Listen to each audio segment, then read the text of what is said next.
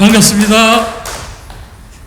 소개받은 사단법인 인천 푸드테크 협회 연윤열 사무총장입니다. 반갑습니다.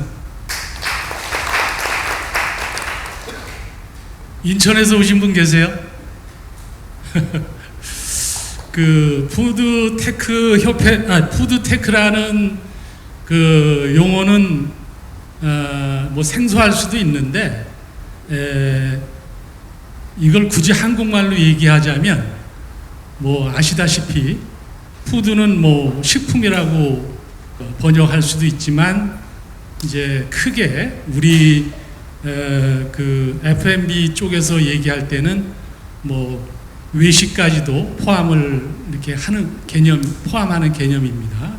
그다음에 테크는 이제 뭐 테크니컬, 그런데 이제 그 벌써 한 4, 5년 됐죠.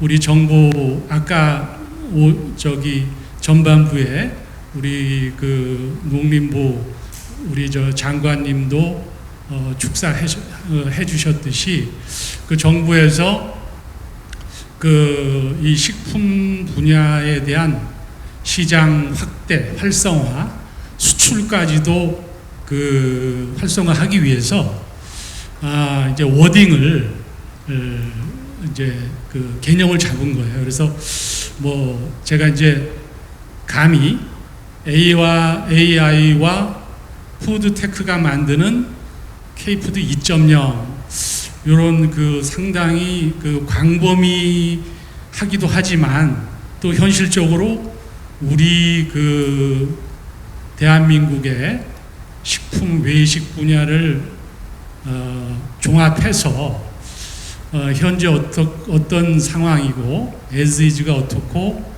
그 다음에 여태까지 걸어온 그런 그 축적된 기술과 이런 환경을 기반으로 해서 그 우리 인공지능 시대를 맞이해서 제가 지금 한 40년 요거는 좀 그 대중적인 용어는 아니지만 짬밥이라고 그러잖아요.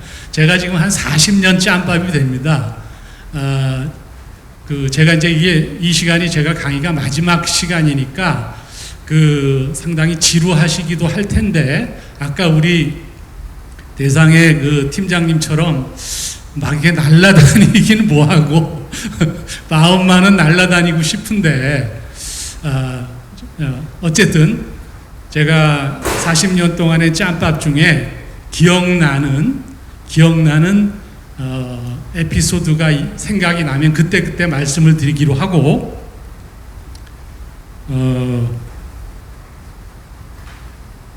요게 안녕하세요. 톡톡 콘서트에 오신 것을 환영합니다. 안녕하세요. 톡톡 콘서트에 오신 것을 제가 그 인공지능이라고 하는 안녕하세요. 그 AI로 제가 독학을 해서 한번 붙여봤습니다. 저는 그 식품공학자이기도 하고요.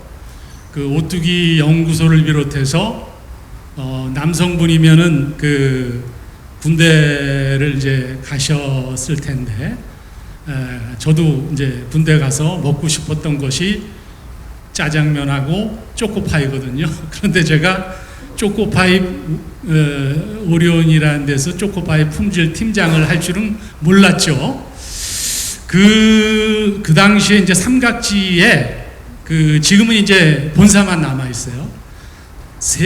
전국의 세 군데 공장에서 초코파이를 동시에 생산을 하는데 아침에 출근하면서 제가 이제 그 스낵을 하다가 초코파이 품질 팀장을 했을 때 출근하면은 아침 그 배송 물류 트럭이 을 통해서 와서 제 책상에 초코파이 박스 3박스가 나란히 있어요. 그러면은 그걸 이제 하나씩 관능 평가라고 그러는데 먹어보거든요. 저는 그 이후에 최근에 테레비 프로의 달인이라는 프로를 오랫동안 봤거든요. 이제 그거를 보면서 아, 이래서 달인이 이라는 그 프로가 인정을 할 수밖에 없다. 그때는 이제 제가 달인이라는 느낌은 못 받았고, 그 직업적으로 이제 그 초코파이를 그 말하자면 이제 먹어보는 거예요. 그러면은 그게 어느 공장인지 그 인식하지 않은 상황에서 딱 먹어보면 이거는 이 공장, 그때는 이제 전라도의 일이었어요. 익산이. 거기에 동양 최대 초콜릿 공장, 상공장이 동양 최대 비스켓 공장이 있는데 그 두 군데서, 왜냐하면 서울 공장 라인에서는 초코파이를 12시간 막교대, 2교대로 만드는 게 물량이 될 수가 없으니까, 그래서 이제 그렇게 3개 공장에서 만들었는데, 생각을 해보세요. 같은 공장에서 같은 원료, 같은 배합비, 같은 방법으로 만들었음에도 불구하고 또 대기업 아닙니까? 그런데 먹어보면 그게 판별이 가능하더라고요. 그래서 그 말씀을 드리는 거는 지금 이제 이후에 말씀드리는 거 연계돼서 제가 먼저 말씀드리는 겁니다. 오늘 빨리빨리 진행을 하도록 하겠습니다. 어떤 부분은 앞에서 그 연사들께서 말씀해 주신 부분과 거의 동일하더라고요. 그래서 우리나라 136억 12% 성장, 이게 지금 K푸드에 대한 얘기입니다. 그 다음에 아까도 팀장님께서 막 날아다니면서 여러 번 말씀하셨는데, 지구상에 지금 국가가 몇 개 같아요? 아까 대상 팀장님께서로 말씀하셨거든요. 그 200개라고 얘기하셨는데 그 200개가 맞을 수도 있고 틀릴 수도 있어요. 지금 FIFA 그 축구하잖아요. 그 FIFA에서는 211개. 그 다음에 또 뭐 그 각 저기 뭡니까? 그 우리나라 통계청에서는 또 뭐 198개, 뭐 외교부에서는 뭐 200 뭐 5개 이런 식으로 하는데, 뭐 그 조금 이제 숫자는 다르지만 평균적으로 200개라고 쳤을 때 우리나라가 드디어 한 50%, 전 세계의 50%, 100개 국가에 이제 K푸드를 말하자면 수출을 하고 있다. 이렇게 이제 통계가 잡혀 있어요. 근데 그 100개 국가가 100개 국가에 수출한다는 것이 이게 뭐 200개나 되는데 반밖에 수출을 못해? 이렇게도 얘기할 수 있지만 이게 쉬운 게 아니거든요. 왜냐하면 여기 이제 본부장님도 오셨고 저도 대기업 출신이지만 이게 식품이라는 것이 아까 표준화 얘기하신 표준화가 어려워요. 말하자면 이제 이게 공산품이 아니기 때문에, 그렇지만 표준화는 또 해야 돼요. 왜냐하면 아니 그 A라는 회사에서 만드는 일정한 제품이 뭐 어제 만든 거 다르고 오늘 만든 거 다를 수는 없잖아요. 그럼 벌써 신뢰도가 떨어지기 때문에. 그렇지만 이제 각국의 현지화라는 개념에서 볼 때는 그 현지화가 또 표준화돼야 된다고 저는 생각이 돼서 제 경험상 그렇게 이제 정의를 내릴 수가 있고, 아까도 이게 그 발표 자료랑 똑같아요. 그래서 이제 K푸드가 이게 왜 23년도 통계냐면, 통계라는 것이 잡히려면 최소한 1, 2년 걸려요. 그래서 최근 거가 이 유통공사에서 제가 그 추출을 해보니까 2023년 통계가 제일 최근 거예요. 그래서 단위는 100만 불이고, 그래서 순서는 저렇게 됩니다. 그래서 그 제일 밑에 라면이 제일 100만 1000만억 9억 불이 넘잖아요. 그리고 아까 우리 식신암 대표님께서 말씀하셨듯이 600조라고 그랬잖아요. 작년에 우리나라 총 예산 규모가 600조가 넘었어요. 그러니까 대충 얼음 잡아서 그렇게 생각하시면 감이 오실 거예요. 그런데 여기서 우리가 하나 생각할 것이 지금 러우 전쟁이라고 그러잖아요. 나는 왜 러우라고 그랬는지 모르겠어요. 왜 우러라고 하면 안 될까? 아무래도 이제 러시아가 그래도 조금 강국이니까 그렇게 얘기를 하는데 지금 거기서 착시 현상이 있는 것이 뭐냐면 러시아 우크라이나 전쟁 때문에 대기업을 비롯해서 대부분의 국가가 철수했어요. 그래서 그 철수한 틈새 시장으로 그동안 수출하지 못했던 그런 부분들이 이제 내꾸는 그러한 현상 때문에 이제 늘어나기도 한 거예요.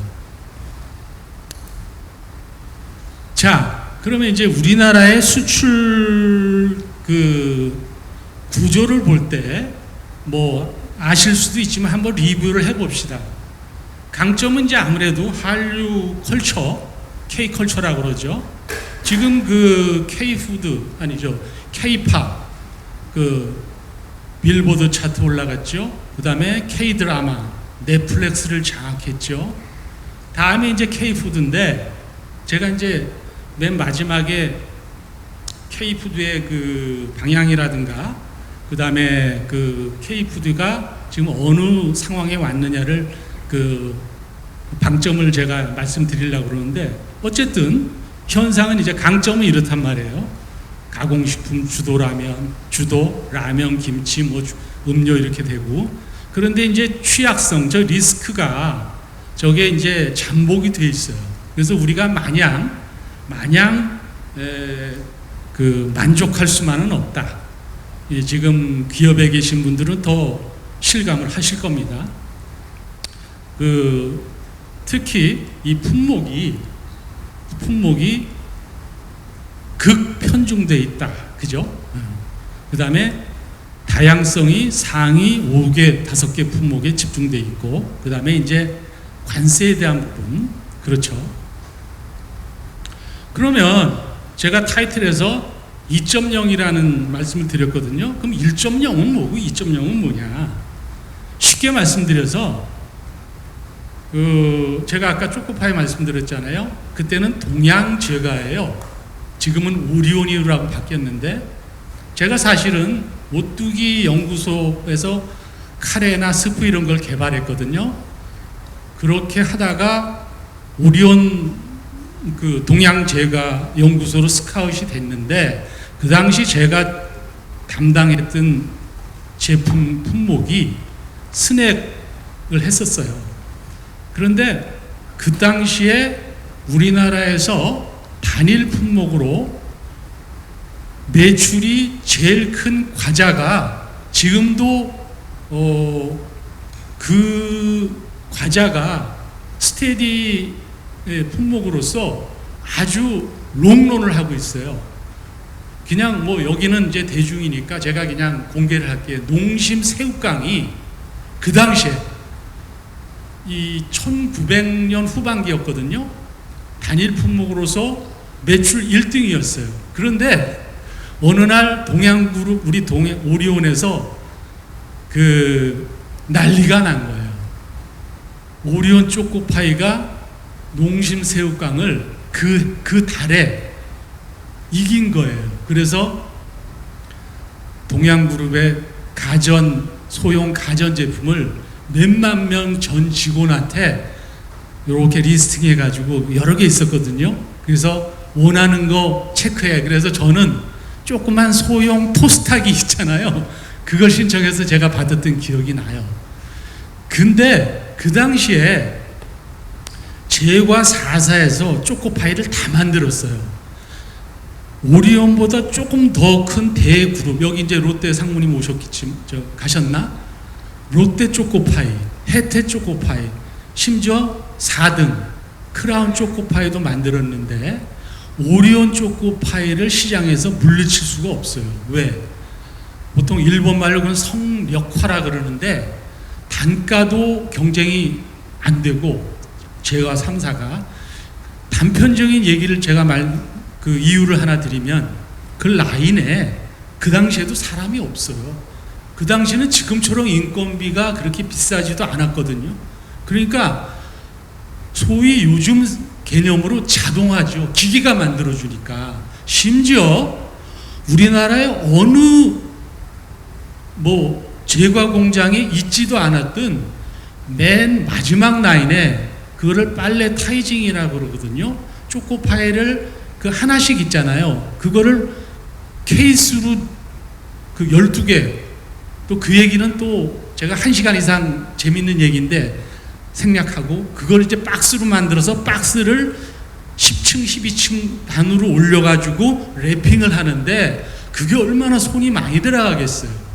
그거를 일본 로봇을 들여다가 우리가 그걸 해니까 다른 회사는 거기에 인원이 5명, 10명이 붙을 거를 그러니까 당해낼 수가 있겠어요. 그래서 1.0은 쉽게 말씀드려서 자동화예요. 자동화. 2.0은 뭐냐? 지금 AI 휴머노이드 막 유튜브 보면 맨 휴머노이드잖아요. 그게 이제 피지컬 A라기도 하지만 피지컬 AI 전 단계는 뭐가 깔려야 되냐? 우리가 미분적분 곱셈 나눗셈 하려면 뭘 알아야 돼요? 구구단을 외워야 되잖아요.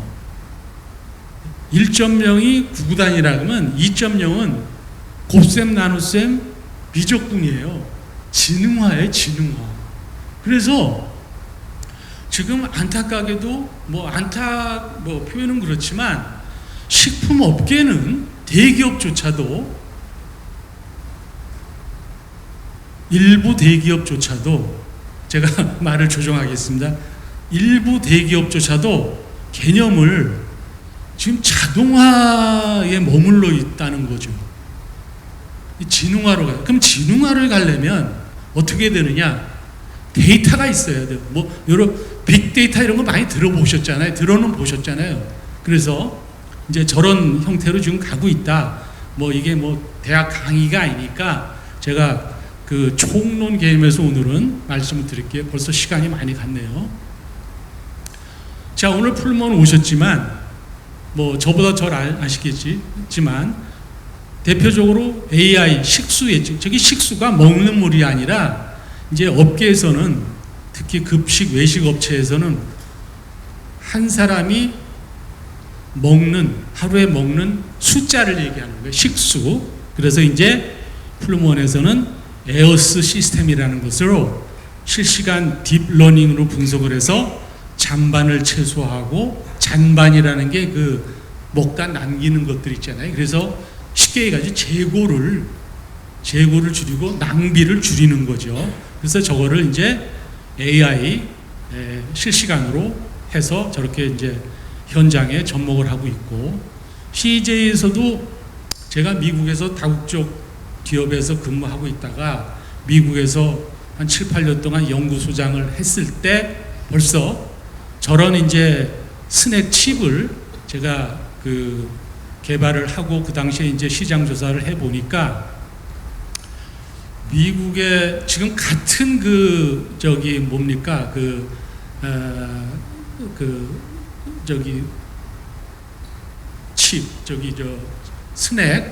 스낵 제가 담당을 했는 지금 스낵이 지금 이름이 생각이 안 나요. 오리온 에서 많이 나오는 그런 스낵 칩도 브랜드는 똑같은데 미국 그 스낵은 전반적으로 짜다고.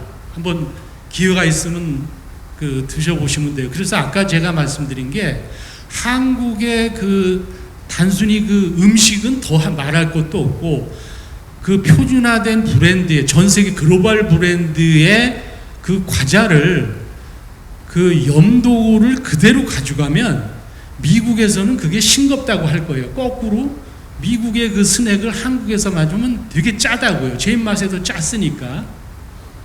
근데 이제 바삭칩이라는 것이 그러한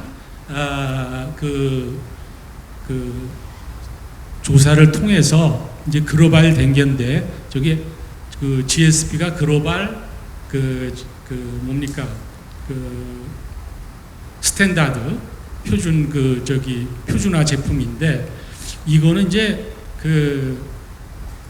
식품에서 뭐 다른 것도 마찬가지지만 이 AI를 식품 분야에서 특히 공장, 팩토리에서 제일 활용 범위라든가 시종, 현실화 요구도가 큰 게 비주얼이에요. 비주얼. 여러분들이 소비자 관점에서 구입해서 제품을 섭취를 할 때 제일 민감한 것이 이물질이잖아요. 그 다음에 뭐 크기라든가 이게 눈으로 보는 거거든요. 그렇게 눈으로 보는 것은 사람의 눈으로 보는 것보다 저 AI가 보는 것이 훨씬 정확하고 피곤하지도 않고 걔네들은 밤낮으로 돌아가니까 그래서 비주얼인데 그래서 그 비주얼의 테크닉은 결국에 엔비디아 GPU라는 거죠. 그래서 GPU가 이게 자꾸만 회자가 되는 거예요. 그 GPU는 CPU는 Central Processing Unit이잖아요, 컴퓨터에서. 근데 게이머들이 GPU라고 슬로트 판이 있어요. 저는 제 처음 데스크탑을 제가 조립을 했는데 그래서 그 마더보드에 이렇게 이게 요 슬롯으로 끼게 돼 있다고. 그래서 어쨌든 엔비디아 젠슨왕은 운 좋게 지금 이런 AI 시대가 돼가지고 GPU로 이렇게 세계 갑부가 됐는데 어쨌든 그렇습니다. 그래서 GPU로 이제 비주얼 센서로 이렇게 감지를 해서 이렇게 되고 이 회사는 제가 아침에 지금 자료를 받아서 추가로 넣었어요. 잘 모르실 거예요. 왜냐하면 근데 이 회사를 주목을 하셔야 됩니다. 제가 이 회사를 무슨 광고를 하려는 게 아니라 앞으로 AI 시대에 대기업도 마찬가지입니다. 내가 대기업 출신 아닙니까? 어떻게 보면은 우리의 식생활의 미래를 미리 상용화한 회사. 제가 자신 있게 말씀드렸어요. 회사 이름은 메디솔라예요. 솔라가 아니라 솔라, 여성 CEO예요. 제가 여러 번 만났습니다. 지금쯤 저 샘플이 내가 오늘 강의한다 그러니까 샘플을 택배로 보냈는데 3시에 거기 아까 지금 제가 앉아서 보니까 우체국 3시에 도착한다고 아마 지금 제 눈앞에 와 있을 거예요. 제가 여러분 보여드리려고 그랬는데 보세요. AI 근데 지금 이 회사의 연구소장이 임상 영양사 출신이야. 세브란스 병원 임상영리과 과장 출신인데 그러니까 이게 어떻게 가능했을지도 몰라요. 지금 2만 개 이상의 데이터, 임상 데이터, 그 다음에 한 2,000개 토큰, 그 다음에 레시피도 한 3, 4만 개 가지고 있어요. 그래서 자체 알고리즘을 개발해가지고 맞춤형 식단이에요. 여러분들 메디푸드란 말씀 들어보셨죠? 식약처에서 제일 금기시하는 개념이 뭐냐면 식품을 의학이라는 얘기를 하면 과대 광고로 심지어 구속됩니다. 영업 정지하고. 그래서 근데 지금도 마찬가지예요. 식품은 식품일 뿐이지 그게 약은 아니잖아요. 그런데 최근에 완고한 식약처도 이 거대한 흐름 속에서 손을 이렇게 들고 있어요. 법에 메디푸드는 일반 용어고 맞춤형 식단이에요. 개인 맞춤형 식단. 다시 얘기해서 이게 메디푸드예요. 여러분들 점점 에이징 되면 저도 지금 모든 수치가 이렇게 자꾸만 경계 쪽으로 getting better가 아니라 getting worse. 네? 당 수치, 혈압 이게 나빠진다고요. 좋아지는 사람은 그건 사람 좀 그런 경우는 없잖아요. 개인 맞춤형 식단이에요. 그래서 그런 개념이다. 자, 이게 지금 상용화가 돼서 매년 급성장은 아니지만 시장이 점점 커지고 있고 잘 팔리고 있어요. 맛도 있어요. 네. 이 SKU가 점점 많아지더라고요. 보죠? 신장병 걸린 분들 아무거나 먹지 못해요. 저런 분들만이 이해를 할 거예요. 암케어 식단. 예? 예. 자, 그래서 이제 조금씩 줌인을 해보면, 스마트 유통, 그 다음에 외식 자동화, 그 다음에 배달 경로 최저가 이렇게 이제 지금 가고 있다는 거죠. 한 중간 가운데는 스마트 콜드 체인이라는 여러 가지 이제 초기 1단계부터 온습도 관리를 실시간으로 해가지고 관리를 한다. 특히 아까 김치 말씀하셨는데, 저도 김치를 놀부라는 부대찌개 보쌈김치 들어보셨나요? 지금 이제 좀 슬로한데, 제가 공장장 출신이에요. 하루에 보쌈김치를 5톤씩 생산했는데, 그 당시에 전국에 보쌈김치 직영은 물론이고 가맹점 점주한테 제일 크레임 많이 오는 게, 보쌈김치를 그때 사용을 팔질 못하면 거기서 쉽게 해가지고 수분이 많이 생겨요. 그래서 바꿔달라고 해요. 그거는 무슨 얘기냐면 온도의 편차가 생겨서 그래요. 세포가 파괴되면서 그 드립이 생긴다고. 거기에서 얘기하면. 그래서 수분과 습도의 식품은 이것만 관리해주면 50%는 관리가 되는 거예요. 그래서 김치 냉장고가 나온 겁니다. 이건 넘어가기로 하죠. 아까도 우리 사무관님 말씀하셨는데, 저는 약간 이니셜을 틀어봤어요. 오센틱은 저랑 똑같더라고요. 두 번째는 브랜딩, 그 다음에 컬처도 똑같고, 디지털라이제이션, 그 다음에 마지막에는 이제 아까 지속 가능성. 그래서 저 지속 가능성은 일반 소비자분들은 이렇게 잘 와닿지가 않는 부분인데, 쉽게 말씀드려서 정직하고 기업의 가치를 이윤에 몰입하지 말고 소비자 관점에서, 그다음에 기후, 그다음에 상생, 쉽게 해가지고 그런 거예요. 근데 이거를 그렇게 하면 말을 안 듣잖아요. 누가 듣겠어요? 그러니까 제도로 강화하는 거예요. 그 다음에 점점 관세에 대한 게, 그래서 이제 불과 올해 총괄 작년 말부터 유럽에 수출하려면 포장지 제재를 해요. 포장지의 안전성을 제재를 한다고요. 그 다음에 이제 그러면 그런 것에 대해서는 이제 전 세계가 인정하는 스탠다드 30 인증을 받는 거죠. 그러면 아무도 반대를 못하죠. 그 다음에 이제 제가 이제 다국적 회사에서 근무를 했었거든요.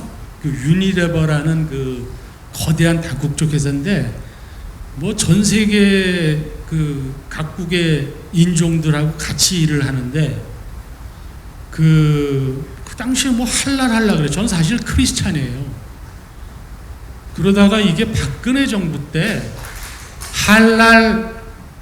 어느 날 뉴스 보니까 전 박근혜 대통령이 무슬림 국가에 가지고 이상한 이렇게 뭘 쓰고 가서 사회를 하더래. 그 이유가 사실은 국내 내수가 완전히 과잉돼 가지고 사실은 수출처를 찾은 거예요. 그러다 보니까 그게 우리하고는 이질적인, 전 세계에 57개 국가가 나라에서 종교를 공식화한 무슬림 국가가 57국이 엄청, 아까 200개 국가 중에서 거의 60개 국가는 상당히 큰 시장이에요. 그래서 할랄이 그렇게 대두가 된 거예요. 그 다음에 이제 비건.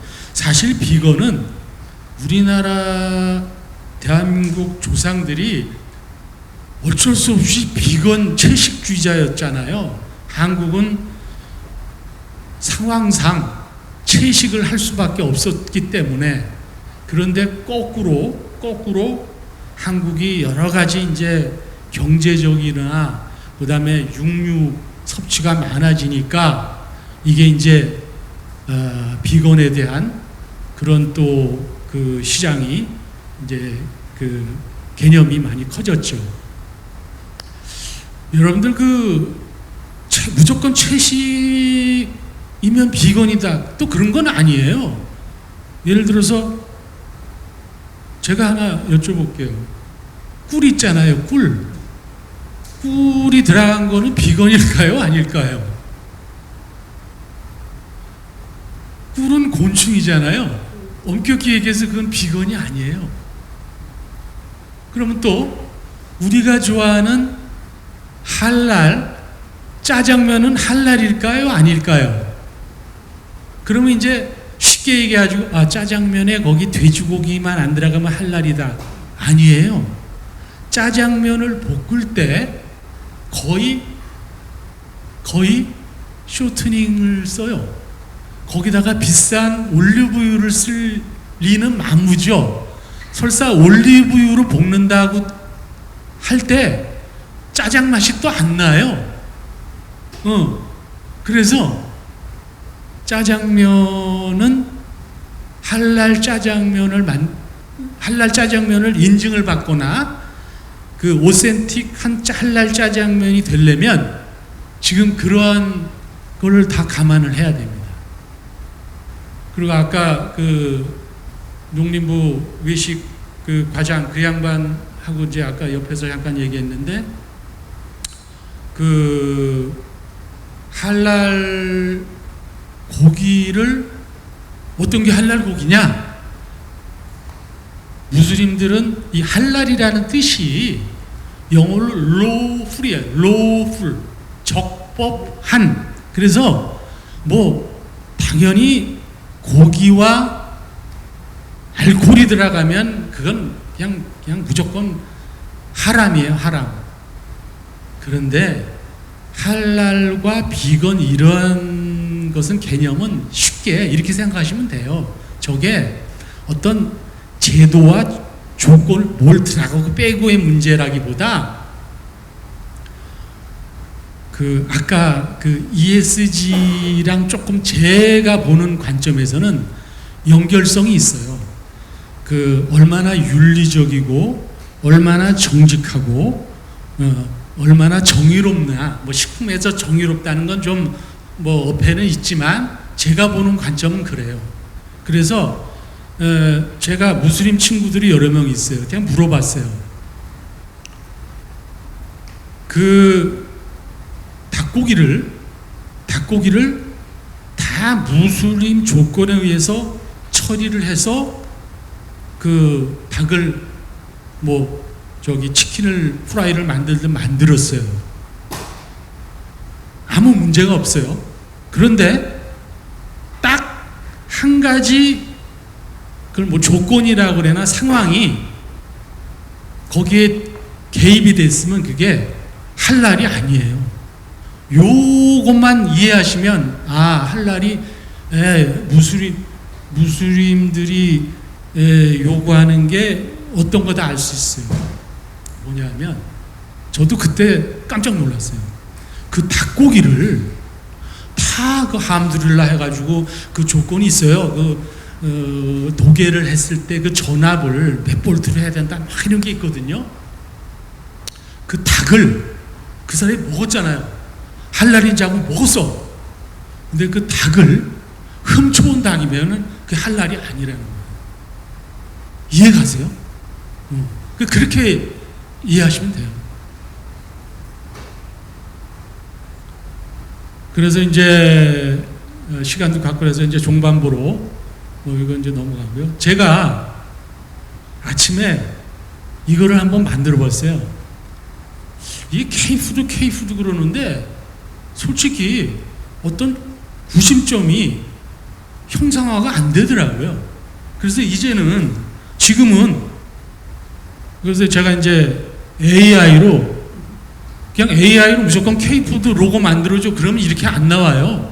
그 여러분들도 그 프롬프팅 지시어를 정확하고 자기가 요구하는 그거를 그러니까 프롬프팅이라는 게 어려워요. 그래서 프롬프팅 엔진 아까 처음에 제가 표지에 그것도 프롬프팅 그게 한두 번 해서 된 게 아니거든요. 그래서 AI의 생태계는 개발, 디벨롭, 생산, 디스트리뷰션, 그 다음에 컨슈밍, 소비까지 이런 이게 이제 그 선순환하는 과정에서 만들어야 되고 저는 오늘 사실은 푸드테크협회 사무총장이기도 하지만 제가 카운팅 해보니까 한 5년 동안 메트로 신문의 그 오피니언 그 식품 푸드 그 칼럼 리스트로 활동을 해서 제가 이제는 공공연히 푸드 칼럼 리스트라 이렇게 제가 떠들고 다니거든요. 그래서 제가 이것도 이제 형상화한 거예요. 그리고 앞으로 이제 지금은 그럼 우리가 K푸드가 어느 상황이나 볼 때 저는 감히 이렇게 디파인 할 수 있어요. 지금은 K푸드의 황금기가 아니다. 다만 황금기를 맞이하기 위한 준비 기간이다. 그럼 어떻게 해야 되냐? 여기 푸드테크라는 AI를 활용할 수밖에 없을 거예요. 기술, 푸드테크 있잖아요. 그거를 더욱 발전시켜야 되고 시장을 단일 시장만 볼 것이 아니라 다변화, 이원화해야 되고 그 다음에 오픈 이노베이션 이렇게 제가 세 가지로 마무리를 드리겠습니다. 감사합니다.